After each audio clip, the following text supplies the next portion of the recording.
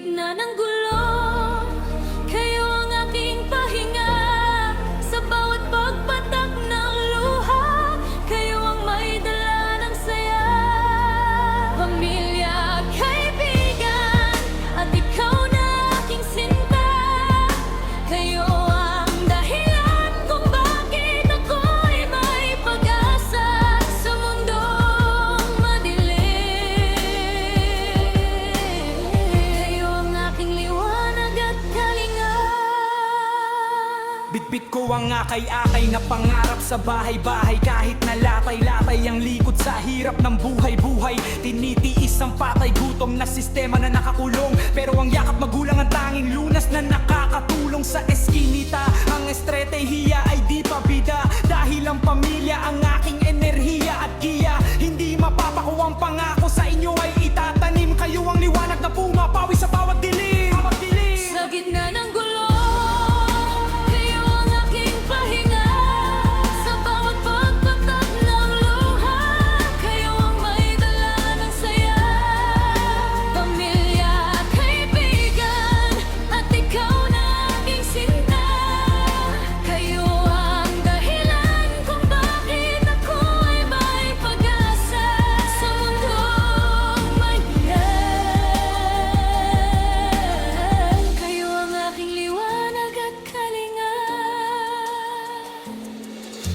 Salamat sa mga tapatan na laging handang kapitan. Kahit sa gitna ng bakbakan at mundong puno ng kaplastikan, ng mga patiran na kailanman ay di ako tinalikuran. Sa bawat kaguluhan, kayo ang aking sandigan at silungan. At sa'yo na minamahal, na tanging sa akin ay nagtagal.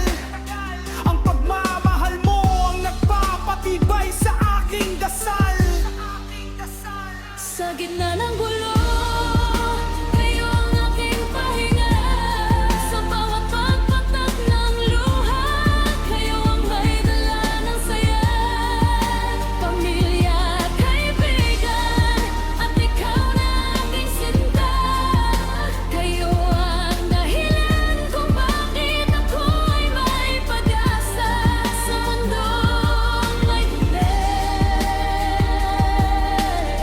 Kayo ang aking liwanag at kalinga. Boses ng tondo, di magpapakontrol sa mga kurako. Dahil ang liriko ko ang gamot sa mundong puno ng takot. Walang kompromiso, ang serbisyo ko ay totoo. Hindi mapapatid ang pag-ibig na galing sa puso. Kayo ang ugat, ang dahilan kung bakit ako mulat. Sa bawat sulat, ang katotohanan ng aking isinisiwala. Sa gitna ng gulo, kayo ang aking pahinga. Sa bawat pagpatak ng luha, kayo ang may dala ng saya.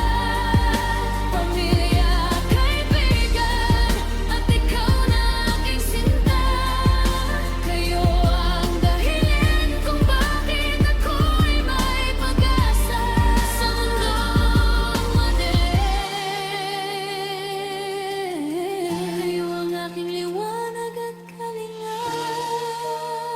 Kayo ang aking liwanag, aking kalinga. Ito PX Watt Production.